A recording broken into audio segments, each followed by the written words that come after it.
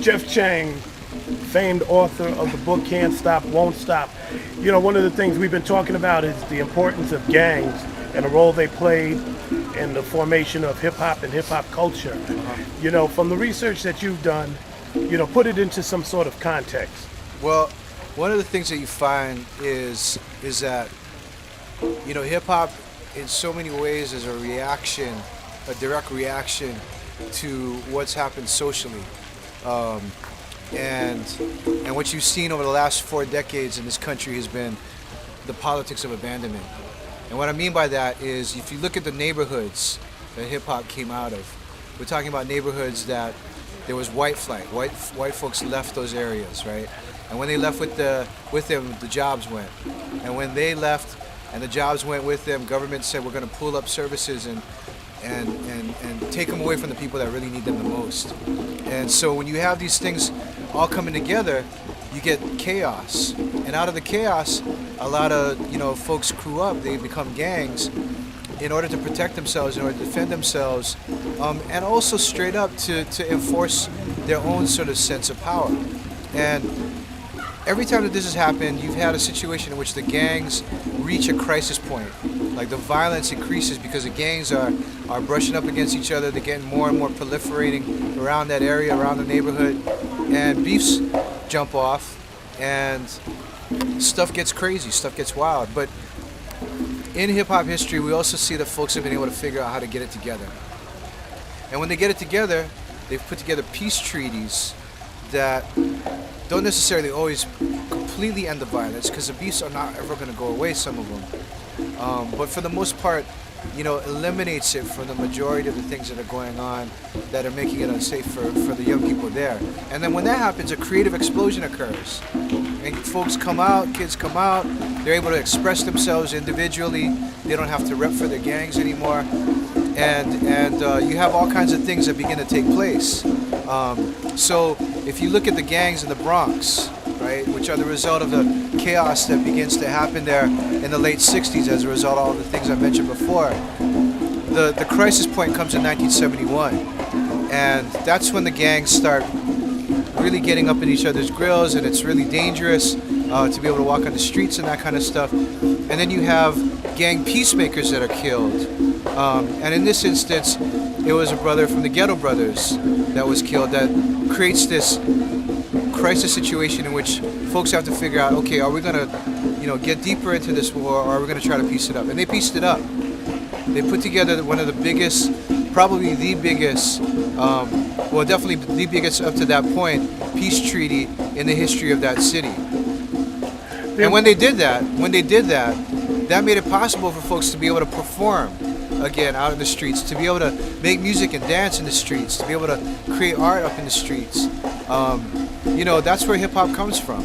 Hip hop comes from those roots, and you see that, of course, in the story of what Africa Bambaataa then is able to do, moving from being a warlord in the Black Spades, which was the biggest gang in New York City at that time, to, you know, becoming a peacemaker and literally using hip hop culture, music and dance, and everything that was going on to bring folks together, to go across the river and to invite Puerto Ricans back into Bronx River projects. The importance of the recent Black Spade reunion.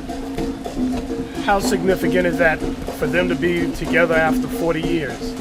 I mean, it's an amazing occasion just on the fact that a lot of these folks have survived. Because if you talk to most of the gang members, a lot of the folks that they were running with back then, they haven't made it. They never really made it past their 20s and their 30s. And so the mere fact that you have some of these leaders, you know, that are still out there, that are able to come back, you know, meet again together, and are able to kind of share that moment again of that coming together. It's powerful. It's really, really powerful. And I think even more than that, right? It's a testament to all of this knowledge and wisdom and understanding that are still there in the community, you know? and the resources that they are to be able to play to young folks these days that are going through the same kinds of stuff that they were going through, so many decades before. And so what you find is a lot of these folks that were in the gangs these days have turned their lives around and have been able to figure out ways to re-engage with their community, to go back and give back to the community. You see that over and over and over again with all of this stuff. Is it ironic that once upon a time hip-hop helped people get away from gang life, and now in 2008 hip-hop actually draws people to gang life?